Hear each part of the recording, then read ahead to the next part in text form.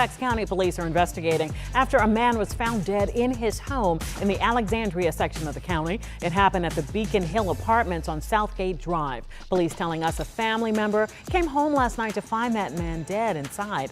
They say he was shot, but no one reported hearing a shooting. Detectives are scouring the property to find any evidence.